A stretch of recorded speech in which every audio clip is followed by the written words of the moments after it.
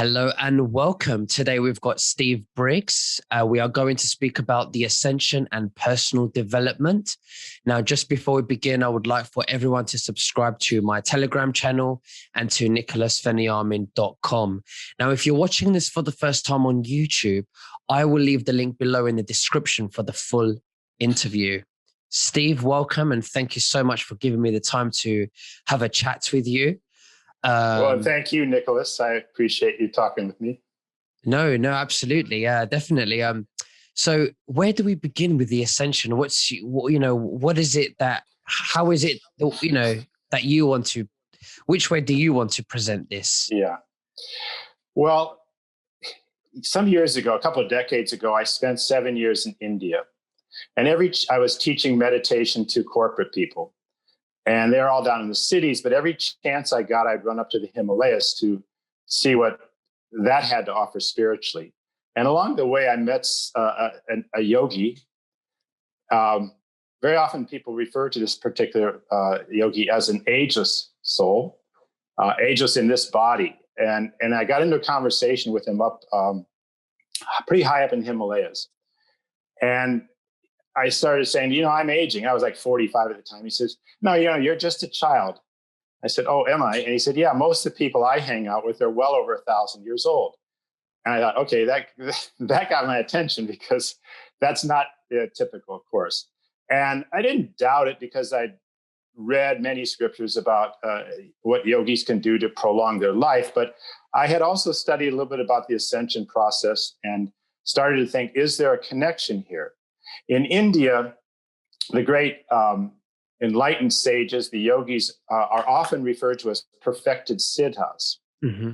Means they've conquered the elements. They can eat or not eat. They've developed various abilities. Many can levitate. They can disappear, go back in time, go forward in time. And these are all, to the average person, considered to be miraculous or miracles. But it's really mostly a lack of understanding of what the human being could really do if we were using our full potential. So I think Keshava, which is the yogi's name, I think he would say there really are no miracles. It's just a lack of full understanding of human potential.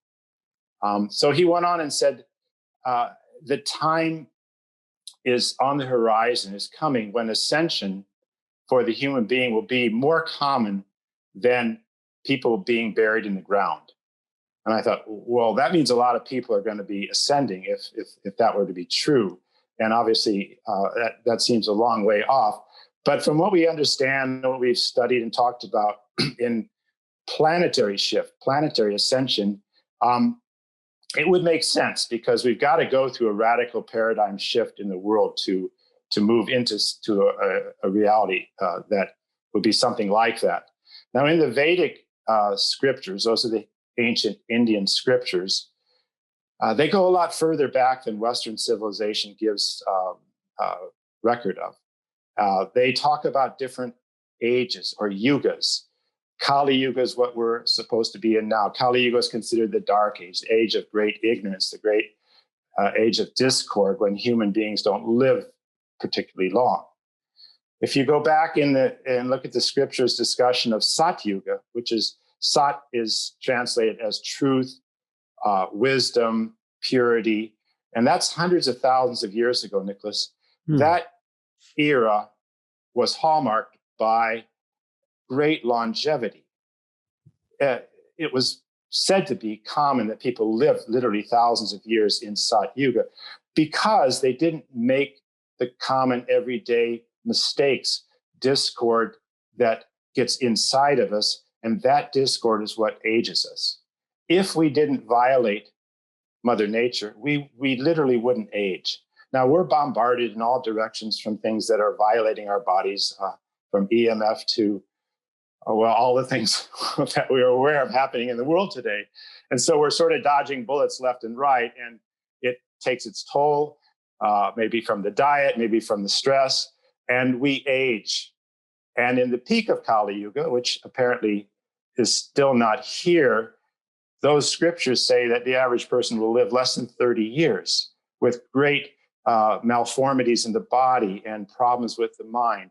And, if we head down the road that some people think we're going, an apocalyptic road, that could be a reality for a lot of people. I personally see a different branch in the road, and I think that this shift that people are talking about, I believe it's very real, and there's quite a bit of evidence for it.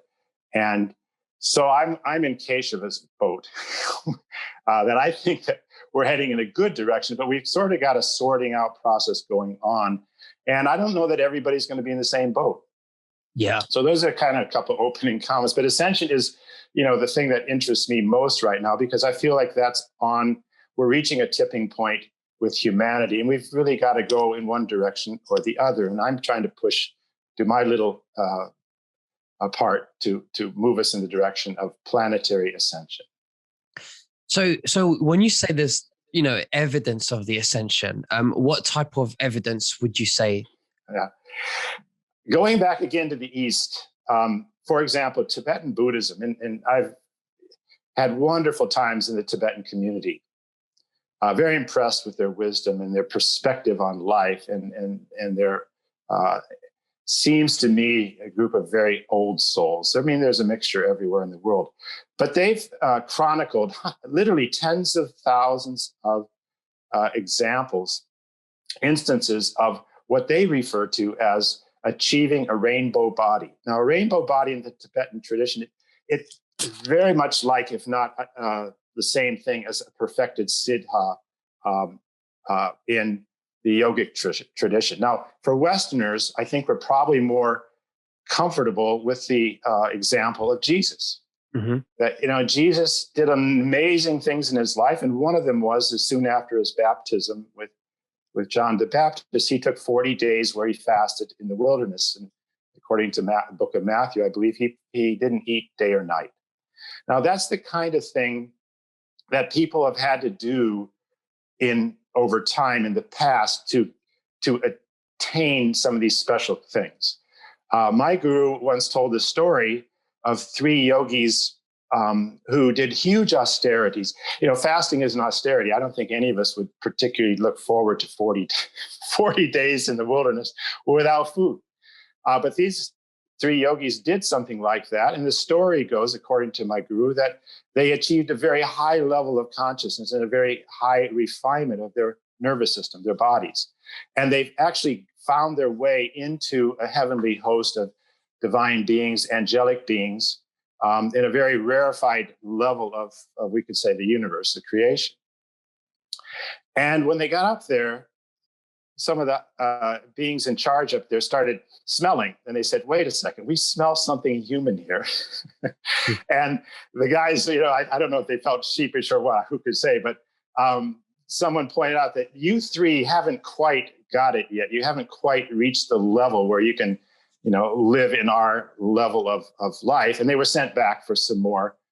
In the Indian term, it's tapas, T-A-P-A-S, austerity. Very much like the kind of tapas I imagine Jesus did after his baptism. So this kind of tradition exists in Christianity. It exists in Hinduism. It exists in the Buddhist way. And when you see these things existing in various traditions with stories, the scientific community and the skeptics would just write it off as myth. The British sorry, you're British? I'm Greek British, yeah. Okay, Greek, okay. So, the British, I don't have any bones to pick, but the British ruled India, as we know, and they really wanted to kind of turn it all into myth, into fiction, and take a lot of the scriptures that Indian community and the whole world many people in the world venerate, and they wanted to kind of downgrade it into something fictional, or the Greek gods, fictional. There's no reality to the Greek gods.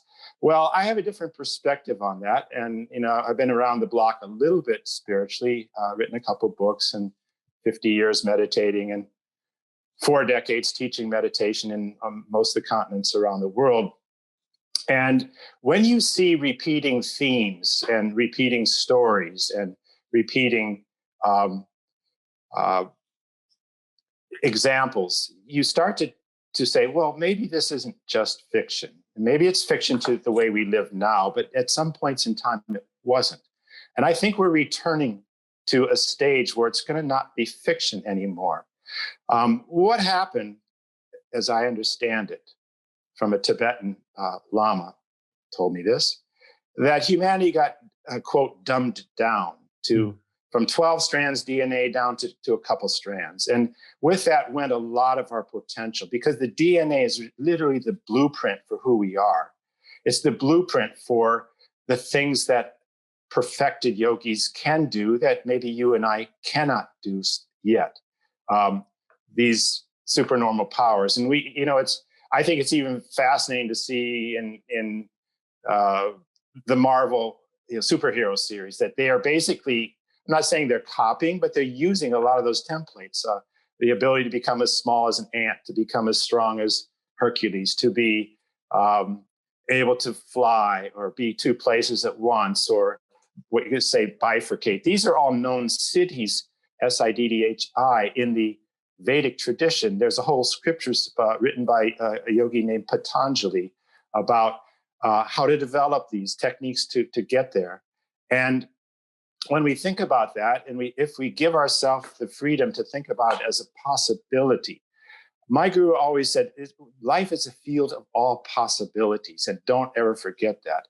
I believed that when I was learning from him in Switzerland when I was 20 years old, and I've never stopped believing that. And I've had adequate experiences in my spiritual path to confirm that personally. And I've met, Keshav was one, and I met an avadut in South India. People would travel, a lady, people would travel from all over India, 1,000 miles in a train to see her because of her presence, which we would call darshan. And they would go down there, and she was said to be hundreds of years old, and her lifestyle was absolutely insane from Western standards. I thought it was fascinating from my perspective. She lived in a little hut by the ocean at the Cape Comorin, at the very tip of South India, where the three major seas meet: Indian Ocean, Bay of Bengal, and Arabian Sea. They meet there, they converge there. And she lived with a little piece of cloth around her, and she would go out on a piece of driftwood into the ocean when she knew the tide cycles, and she would go out with the driftwood. The local fishermen told us they would see her when they'd be out miles out there fishing, and she'd just be floating around on a piece of driftwood for days at a time, not eating. How does an average person exist like that? And then she would come back to shore when she'd had her fun with Mother Nature. And I met her along with a couple of my friends. We were teaching meditation in India to university students at the time. This was in I'm going to give away how old I am, but this is 1981. So 40 years ago. I was young and pretty green at that time, but I knew enough that when I sat and she looked into my eyes and stuffed a banana chunk into my mouth, I said, this is really something special. And it was quite strange because the local wild dogs that lived in that village in India, dogs aren't as domesticated as they are in the West. And they just kind of forage around for food and so on. And they all gather whenever she comes home, whenever she comes back from the ocean. And there were at least 10 dogs and maybe 3 or 4 of us. And she was stuffing banana chunks into a dog's mouth and then into my mouth and into another dog's mouth. And I thought, well, these are very mangy dogs. And her hand had just been in that dog's mouth, and then her hand was in my mouth. And I didn't know till later that dogs actually have a more hygienic mouth than we humans. But it wasn't, the act of feeding us that was so amazing, but it was the eyes. It was her eyes, her presence. She was so far outside of this world that she literally amazed me that she was still in the world. She did drop the body, I was told by someone about 10 years ago. But those kind of experiences of one-to-one, just even the way you and I are talking in a Zoom talk, they're cathartic. They do change you because you suddenly get a glimpse. Could a human being really be this way? And I'm not saying I was sitting in front of a Christ-like figure, but it was someone who had really had a special quality such that for decades, people had traveled the length of India to go and visit. Her name was Mai Amma. And there are a couple pictures here and there on the internet. So I'll just tell you one quick other experience. As I think it's interesting. Most people don't have the time and interest maybe to travel all the way to India to have some of these encounters. I was up at Gangotri, and this is the source of the Ganges, about 11,000 feet in the Himalaya. And I would go there whenever I could because honestly, living in Delhi in May and June is brutal. It's so hot, 120 Fahrenheit. That's over 40 centigrade, 43, 44, very hot. And I didn't do well in that kind of heat. So my teacher, Maharishi Mahesh Yogi, said, go on up to the mountains and get away. And you'll enjoy that. And you'll come back when it's cooler. So we would go up to Gangotri, the source of the Ganges. That's what that phrase means. And a few sadhus and yogis live up there. And one of them, his name was Maharaj. That means great, king, basically. It's an appellation. So I kind of felt he was a little bit special. He was a Naga Baba. He had a beehive hairdo, and he lived by the waterfalls, beautiful waterfalls there called Surya Kund. And he lived there year round. And it's not easy to live there year round because the snow pile's 10 feet high, 3 meters high. They carve a little walkway to get to the water, to bathe and get fresh water, all that sort of thing, live with a fire. And it's tough. It's tapas. It's like Jesus in the wilderness, or these three yogis doing austerities, that he did that year round for decades. So I said, Maharaj, what is your experience when you're sleeping? Because I'd heard a lecture from my teacher, from Maharishi, saying that an indicator of higher states of consciousness is what does the person experience while they're sound asleep? You may have a better experience in sleep, but for many, most of my life, I was just out, and I wake up and I remember a few dreams and that's it. So I said, what, Maharaj, was your experience? He said, well, at night when I lie down, I don't really sleep. I leave my body and I travel, and he pointed up to the sky. So I travel up there. I travel to the moon. I travel to Jupiter. I've been to Mars. I'm going, are you real? Are you, for real? And by the way, this was through an interpreter. His chela, his disciple, was sitting next to him, and he had perfect English, and Maharaj did not. So this was, and I don't think much was lost in translation, honestly. But Maharaj just said it like a child. That's standard for a yogi. It wasn't like any big deal for him. And I just assumed, okay, yogis have developed a little bit more of that potential. And there are many psychology textbooks that say, you and I, or the average person, uses 10, 15%. Some people say 5%. And maybe a guy like this, maybe he's actually 50%, 60%, who can say? But I was impressed. And now in today's world, people are practicing techniques to travel in their light body and on and on. And I've had those experiences since then, and I know a little bit about it. They're in the Sufi traditions and in the Buddhist traditions and so on. So Maharaj said, yeah, it's cool. That's what I do at night. And I thought, okay, well, this is an indicator that maybe he's established a little bit of some qualities of enlightenment that the average American or the average Greek, British guy hasn't pulled off yet. So those are, a few examples of a dozen or more, yogis that I encountered that kind of fortified my conviction that, yes, there's more to what we could experience if we could just free ourselves from so much of the nonsense that we're bombarded by. I've since, when my guru passed some years ago, maybe 15 years ago, and occasionally I visit an Indian saint named Amma from Kerala. And she's well known. She's, I think, hugged 35 million people. She's known as the hugging saint. And it's a soft spot in my heart for her because I met her in India when I was teaching these corporate people to meditate. And one of the corporate CEOs said, how would you like to meet a saint? And I said, absolutely. I didn't even know who we were going to see. But when she hugged me, I went into like this deep tunnel of consciousness, and people were trying to speak to me. I couldn't even hear them. And when I came on, I thought, this person's very special. Well, in a lecture that I attended one time with Amma, she said, if we just removed the entire human race, the earth would be an absolute pristine paradise, a garden of Eden again. And she wasn't proposing that we do that, but she just basically said, people, we need to get our act together. We need to look after the ocean. We need to look after our air, because it is our mother. It's who takes care of us. And if we reject or we hurt our own mother, our own parents, well, that happens all the time in the world, in families, and it doesn't bode well for our development. So I started thinking, okay, Amma was saying, dark clouds have been gathering. This was 6-7 years ago, and obviously those dark clouds seem to be a bit heavy right now around the world. We're going through some stuff, and I think, my wife and I talk about it almost every day at lunch. Where are we headed? Are we at a tipping point to heaven on earth, to ascension? Or are we at a tipping point to deeper into Kali Yuga? And, I'm the optimist, and sometimes my wife plays the other side. And so, I guess you can choose. And I really feel like there's sort of this polarity going on, Nicholas, and maybe you've talked about it with various people. I know you've had some wonderful guests, and I've enjoyed your show, and I've steered people to your show, and I think it's great.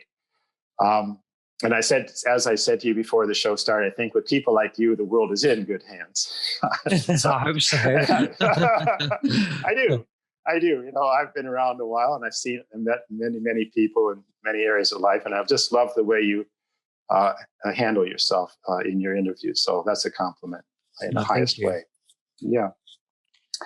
So getting back to taking all of humanity off the planet, that's not what Amma had in mind. She has in mind to uplift everyone, and she's a great uplifter of souls in their dark hours, which many people seem to be struggling with. But Keshava, and here's a painting or picture of Keshava. I'm just going to hold it up if you don't mind. Oh, sure. Absolutely. That's Keshava. Right. So Keshava, once upon a time, this is 30 years ago, he said to me, if the truth were known, there's more love than oxygen on this earth. But who would know it? But who knows it? We're bombarded with all the other side, what some people call fear porn, fear, hatred, all the things that upset us.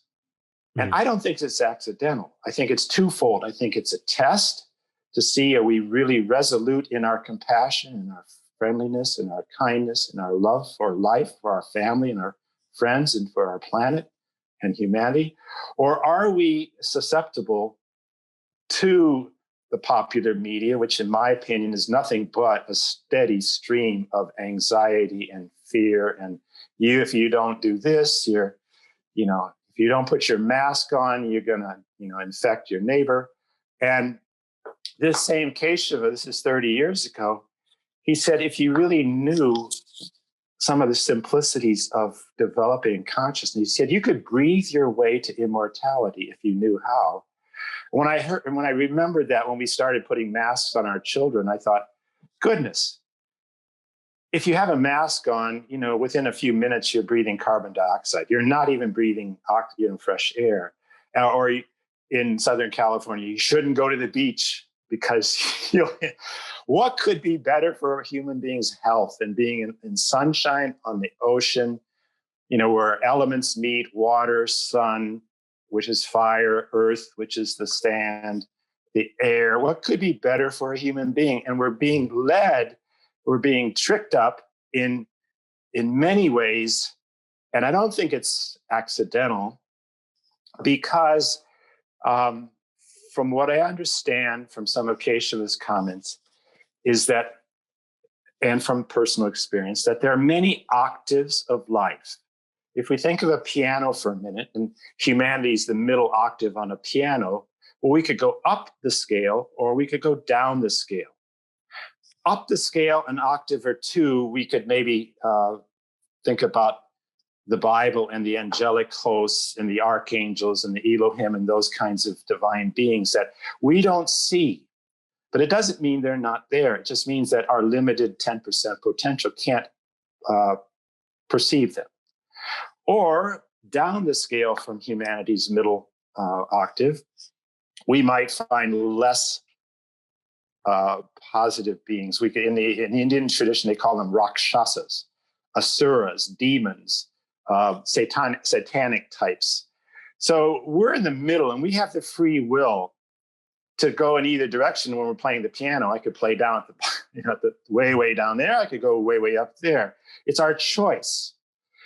And another thing that Keshava said in this conversation is that human emotion is food for other octaves of life, other beings in other octaves of life. And if we are feeling devotion, love, kindness, the whole range of positive emotion, we're literally feeding the higher octaves of the universe. If we fall prey to negativity, oh, this world isn't worth it, or I feel depressed, and I understand that potential for that in this situation these days. It's just we're being bombarded, in ways we don't even know about. So if we fall into that trap of playing along the fear game, and fear and its manifestations, they're just aspects of hatred and anger, then unfortunately we're also feeding someone. Mm-hmm. And we don't really, because the whole universe is nothing but energy and vibration, and energy attracts what it is. And if I'm feeling love, I'm resonating on the same level maybe as an archangel or a perfected siddha or an ascended being or an ascended master, whoever we relate to on those higher levels. But if I'm resonating on a level with a lot of discord inside, not only am I short-circuiting my own longevity, which is how Keshava said, the only reason we age and die is because of our own inner turmoil, our own inner discord. So if we can fix ourselves up by getting into the right direction, and we can not be providing food for beings that would only magnify more of that and intensify more of it. There's some ascended master traditions that I've also followed. And one of the things I've read in Saint Germain books is that thoughts have a life of their own. Emotions have a life of their own. But when thoughts are propelled and energized by powerful emotion, they have a form, they have a life of their own, and they move through the universe. And because the universe has a mandala character, a circular character, it doesn't just go out there and fall into a black hole. It goes out there and attracts what it is. And if I propel love into the universe, it attracts more of that and more of that. And then it boomerangs back to me, and I'm the recipient of my goodwill. But if I propel negativity, it's like throwing a tennis ball. I used to be a tennis player.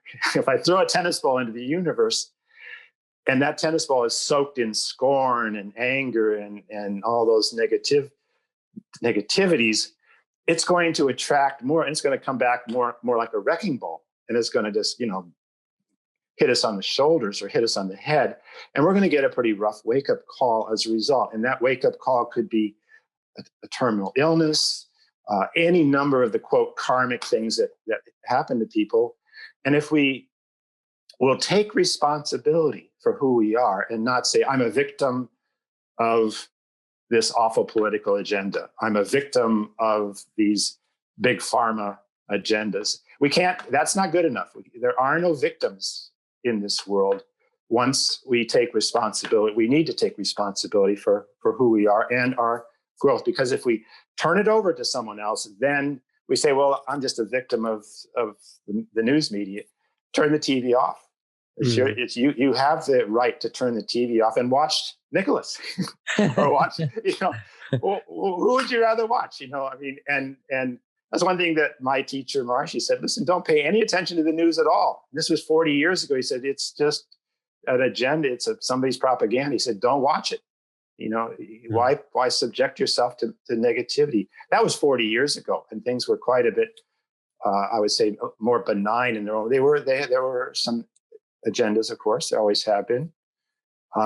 So I've been talking for a while. You have any other questions? No, that's very good. No, this is why I have guests, so they can come and share their stories and talk. Of course, no, it's very, very interesting. I resonate with a lot of the things that you say, and lots of us have forgotten to be, to decide if we want to be happy or if we want to be sad. And sadly, we're dictated by the mainstream media subconsciously and many other aspects of our life, through conditioning.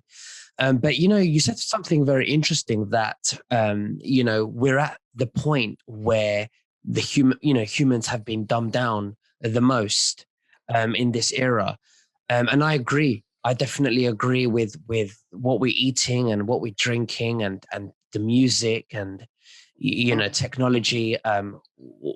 We've been drowned into all of these distractions, and we've forgotten who we are. And, how long would you say that era of human, being dumbed down, how long would you say that is? Would you say it's been going for thousands of years, or would you say hundreds of years? Thousands. Sorry? Here's thousands. Thousands, yes. Yeah. Okay, here's a part of the structure of what we experience that's the role player in this process of being dumbed down. There is, in the Indian tradition, a term called Maya, M-A-Y-A. It translates as illusion. We could use the term veil of forgetfulness, veil of illusion. And as far as I can see, and I've had some taste of experiences outside of our little planetary bubble here, that most of the universe is not under such an intense veil of forgetfulness, a veil of illusion, as human beings are. And so if we think about, this could be a leap of faith for some people, but if we think about the soul as not just having one opportunity to live life on Earth, but maybe cycles in and out periodically, that may be a stretch for some, but in the Eastern traditions, it's fully accepted in Buddhism and Taoism, basically, that we're talking reincarnation. So as we prepare to come into a lifetime, come into the womb, become Nicholas, become Steve, we are quite fully aware of who we are, because we're not in the physical body at that point. We're a being of light. We're being in a soul, and we have a lot of ability to know things at that point in time. And then we enter into the Earth's drama. And as we come out, basically, we come out on stage as the main player in a play or a theatrical production where we're the central figure. Each one of us is the central figure in our own play. But part of the rules of that play are, okay, there are friends on the stage, there are enemies on the stage, there are challenges, there's plot, there's things to overcome and things to rejoice about. But we have basically been thrust onto this stage with a veil of forgetfulness that's been put upon us at that time. And we forget who we are, that I'm an eternal divine being in my essential nature. And I just think, okay, I'm a 6 foot tall Steve. I like to play tennis. I like pasta. I enjoy literature, but we're so much more. But as we come into our life in this age of Kali Yuga, ignorance, this veil of forgetfulness, which is really what this Yuga is all about, the Maya is all about, the illusion. We are dumbed down just from that alone. And then we have to begin the journey through the maze, those formal British gardens that you see in Harry Potter and stuff. You start going through the maze and trying to find your way back to who you are. That's the game. And Keshav once, I said, Keshav, the game is so difficult. People are struggling, they're suffering.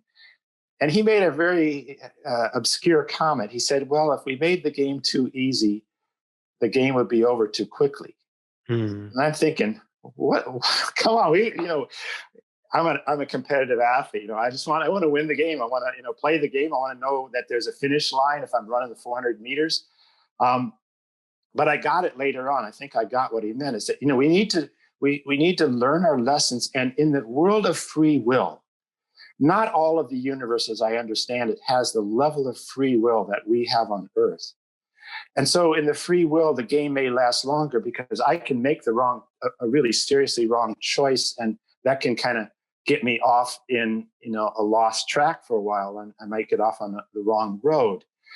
Maharishi once said about free will, we had a discussion once about free will and destiny. He said, destiny is the road you're traveling.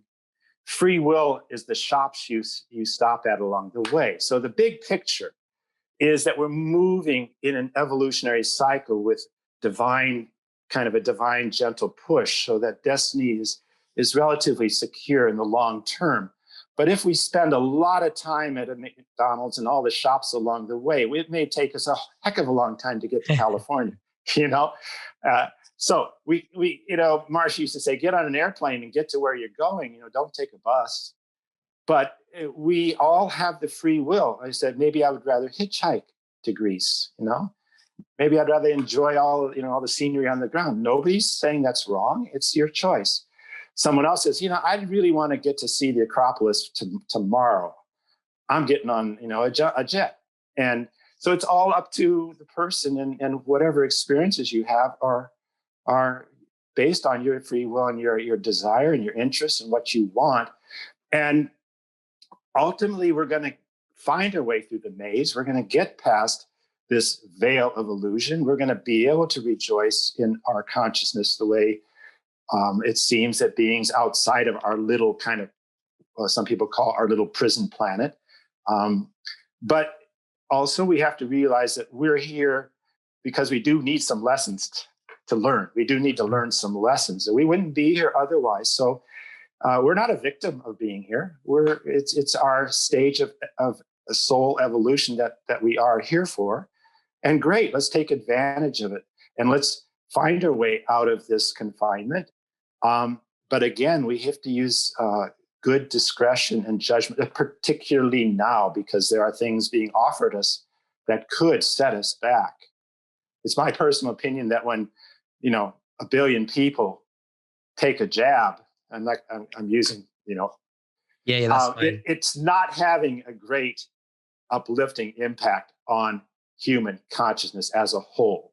Mm-hmm. And honestly, we never should forget that whether we're looking at a villain on CNN or whether we're looking at one of the heroes on CNN, we are ultimately all one, mm-hmm. which is a stretch at times. It's really a stretch, but we are all one. The universe is one. That is how the divine made it. And then there's multiplicity for the joy. It's like you go look at a garden. If every flower were the same color, would the appreciation be the same? No, different types of flowers, different fragrances, different colors.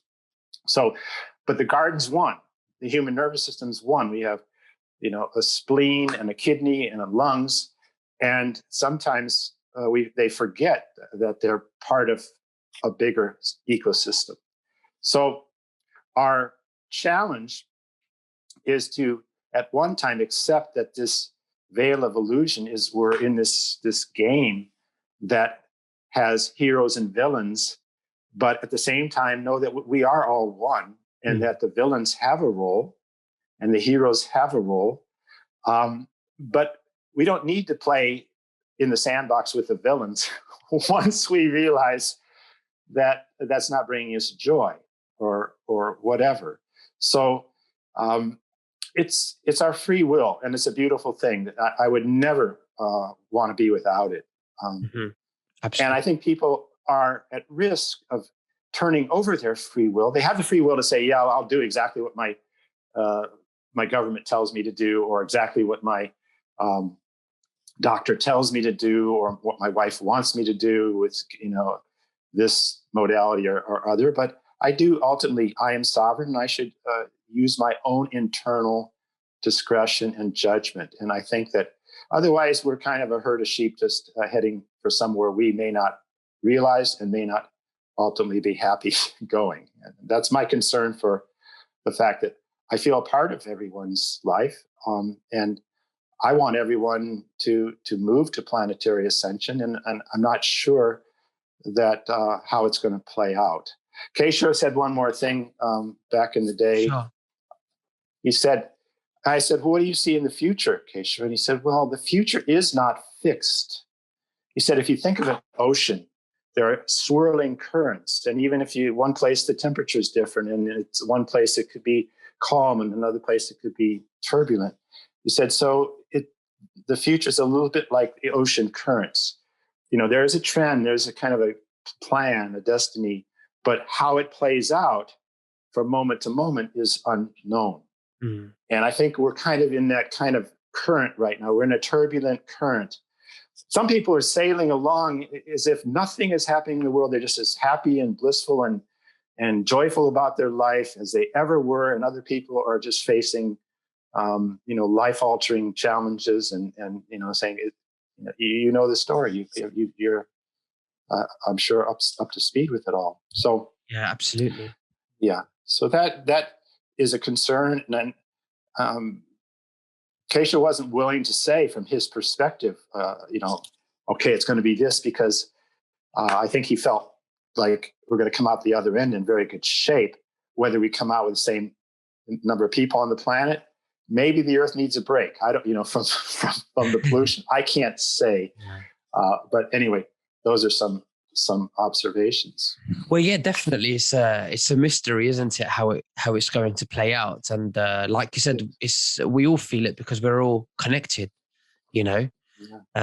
So you mentioned earlier about the thousands of years that humanity has been dumbed down, and then there used to be humans that would live up to 1,000 years old. Would you say that within these thousands of years that humanity has been dumbed down, would you say that humans are the youngest that have died? Can you rephrase? I'm not sure I follow. Youngest to have died. Oh, shortest lifespans, you mean? Shortest lifespan. Yeah, sorry. Yeah, I think according to the scriptural descriptions, I mean, again, I reference a lot the Vedic tradition because that's my field. I studied it in advanced degrees and whatnot. From their point of view, this period of Kali Yuga, it's called the Age of Darkness. That is the period of the shortest lifespans that human beings have, and that when we move into other cycles, we're never forever in the Age of Darkness. We move into other cycles, and even sub-cycles within Kali Yuga can have golden ages. Kali Yuga is like 400 and some thousand years in duration, but within that, there can be subsets of like a 10,000 year period of a golden age. But in general, to answer your question, yes, during these times, this would be the shorter end of lifespan, although it could continue to get shorter. But potential longevity could be many hundreds, if not many thousands of years, if humanity could free itself from a lot of the things that causes aging, which is just internal and external disharmony. Because stress and discord is really what works against us and causes us to decay and age. Yeah. I feel like this transition, when we look at the ages, like the Golden Age, and which is the age of Aquarius, and we look at the Piscean age, and we look at the length of these ages, which are thousands of years. When I think of the transition from one age to another, which we are supposed to be in one transition at the moment into the Golden Age, I sometimes feel, because the lengths of these ages, the transitions are a lot longer than I expect. So it could even be 50 years or 100 years, or it could be 10 years. I don't know. What do you think? I wish I had a crystal ball. We'll ask Donald Trump. There's a level of consciousness. Okay, underlying it all is in the Eastern tradition, there is a non-physical absolute that just is pervasive. It's beyond any boundary of the universe or multiverses. It just goes on in all directions. It's without limit. It's infinite. Okay. Now, as I understood it in some Vedic lectures I attended, that quality somehow starts to warm up with divine influence, and it has some manifestation qualities that start to percolate when manifestation of creation occurs. And at those very fine levels of internal human perception, there's a field that the human being can tap into called Ritam Bara Pragya. Ritam, R-I-T-A-M, is typically how my friends and I refer to it, and we've heard about it in lectures and read about it in the scriptures. And Ritam could be likened to a human being's own personal search engine. Mm-hmm. We rely on screens, we rely on, Google or whoever to get us where we want to go and find the information. But anything you could find on a screen, you could find far better and with a more guarantee of efficacy and truth if one grew or evolved to the stage where Ritam was lively.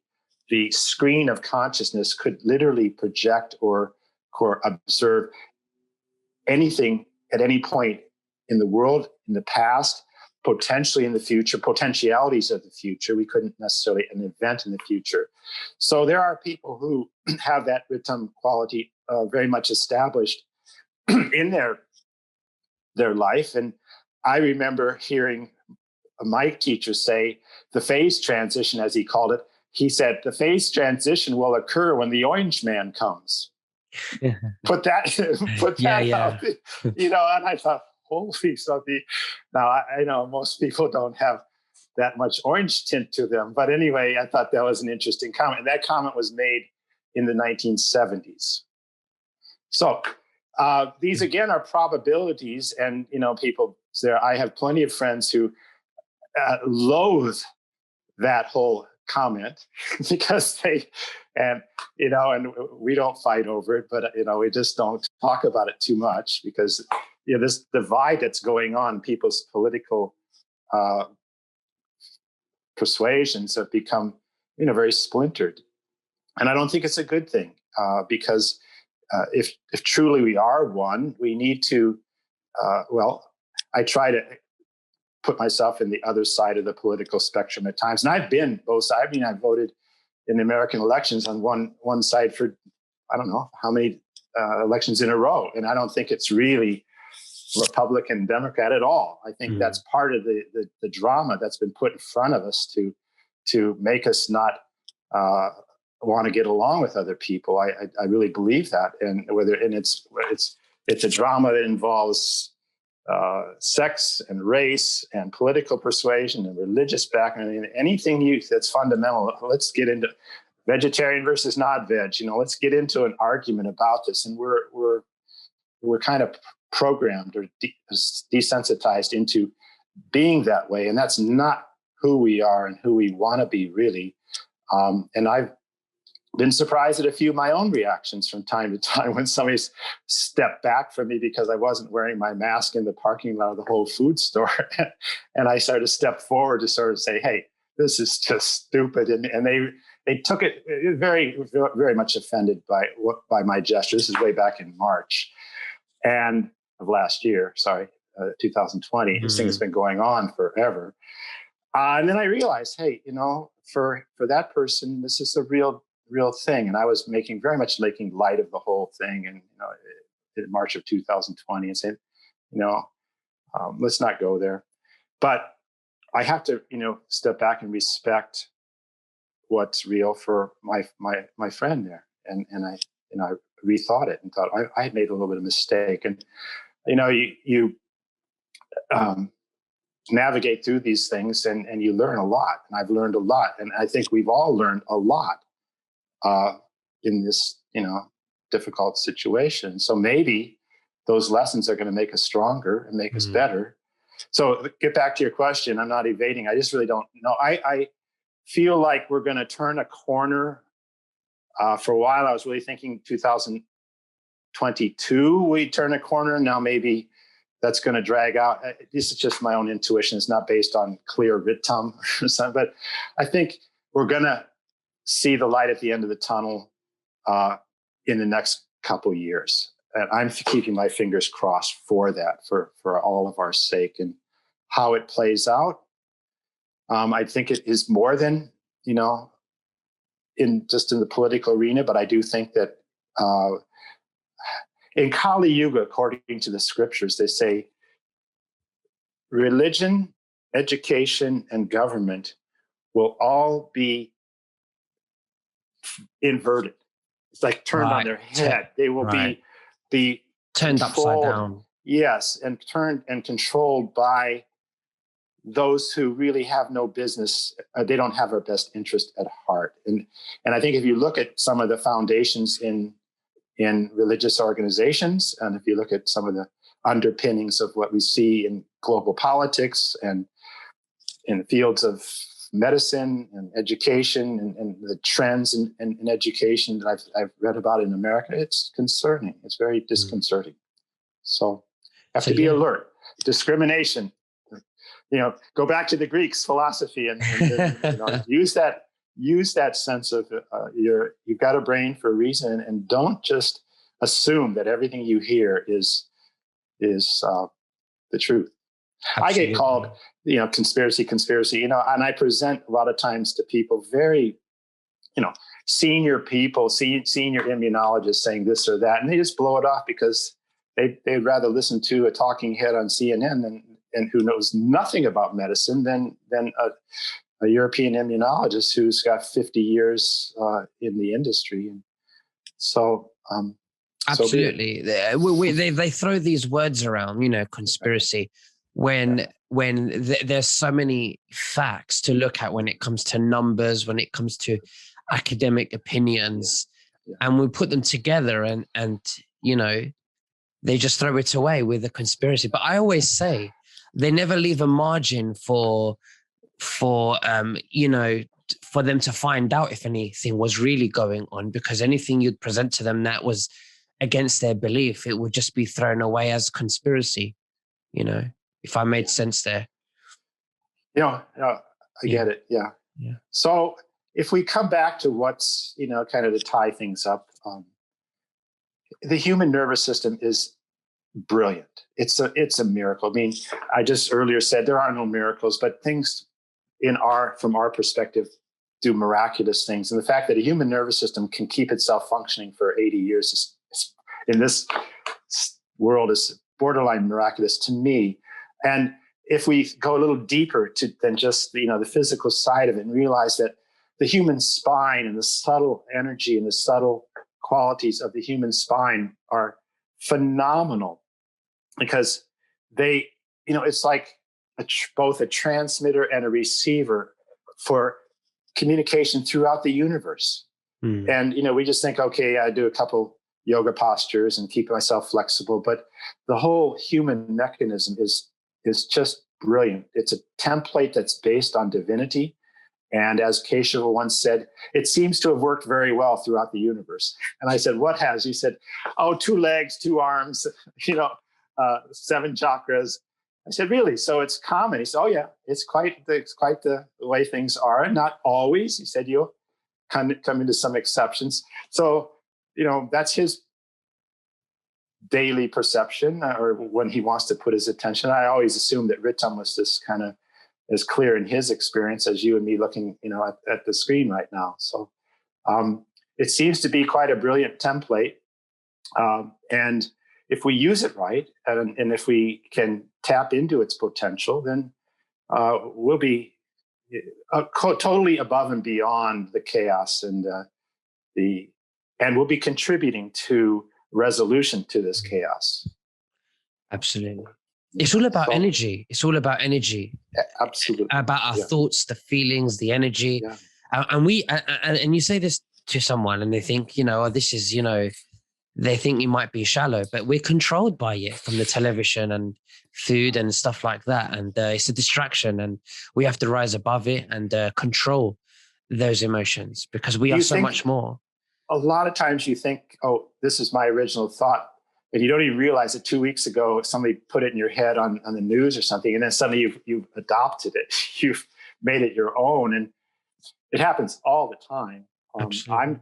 I try to be careful that I don't, pick up everything Nicholas says and just Vice versa. just teasing you a little bit. But you get the point that and part of the reason for that might be is because ultimately we are all one. And so what someone else says resonates, our hearts are connected. And so we can make anything our own, but discrimination, I come back to that. And perseverance, that was another thing that Keshava, I asked him what he thought was the single thing that he would like to see in a spiritual aspirant. He said perseverance. You just need to hang in there. And this is not a 100-meter sprint. This is more in the direction of I don't want to say a marathon because that would discourage some of us. But when my teacher gave me my first meditation course, it was a comment that I always remember. He said, you can get there in 5 to 8 years. You can get to enlightenment in 5 to 8 years. And now I'm thinking, well, maybe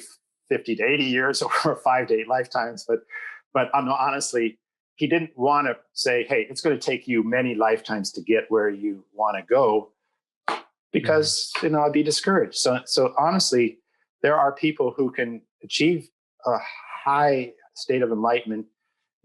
It may be that Nicholas has one stress left in his nervous system, and he sits down and does a nice meditation, and it dissolves. Bam. And that's happened. That literally has happened to people. And there are many examples of saints who, unknown why or how, suddenly they just popped into a higher state of consciousness. For most mortals, it's going to take a little work, but that's why Keisha was saying perseverance is wanted, is needed. Absolutely. No, challenging. And I mean, being disciplined and grounded, is a fun challenge. Definitely. Absolutely. And so, I don't, you've been so kind to let me say all the things I wanted to say, and I will never, stop talking till you shut me down. But I've really enjoyed it. And you probably have. Yeah, no, definitely. I was going to say, Steve, we are running out of time. Okay. But it's been a wonderful time having you on. Is there anything else that you would like to say to me or the listeners? Well, we all, I love you guys, and I know that we're all, in this together. It's kind of trite to say that, but we will, get through these kind of more turbulent waters. I really feel that the ship is sailing into calmer waters. We're going to. It's not a ship without a captain. There's purpose to it all. We're learning every step of the way, and if we take our learning constructively, we, are going to get to the harbor, and it's going to be a great celebration. I really feel like the celebration is going to be worth the wait. And I'm not a spring chicken here, but I plan to be around when this all unfolds. So, and hopefully we'll see everybody that wants to be there. Everyone that wants to be at the harbor together. Absolutely. So, that would be absolutely wonderful. Yeah. So no, thank you so much, Steve. It's been wonderful. Let me add one more. In this story, this is the final story. Huge storms were occurring in Krishna's age when he was a boy, and it was flooding the fields. And Krishna, this is the legend, that he held up a mountain to keep the storms from flooding all of his family and neighbors' fields. And all the people, all his friends, they wanted to help Krishna. And Krishna, being a divine incarnation, being an avatar, he didn't need anyone's help, but he wanted everyone to feel like they're participating. And so everybody, his friends and his family, everyone held up a stick, to kind of help hold the mountain up, because we're all holding up our sticks, and some people hold bigger sticks and some people hold littler sticks. But, the divine side of it is holding the mountain up for us and protecting us and giving us what we need along the way. So I think that gives us all comfort to know that's really what's happening, whether it's in our personal world, whether it's Krishna or Isa, Jesus, or Buddha, or whoever, those mountains are being held up to save us from storms that would otherwise maybe overwhelm us. Absolutely. Yeah, So there you go. absolutely.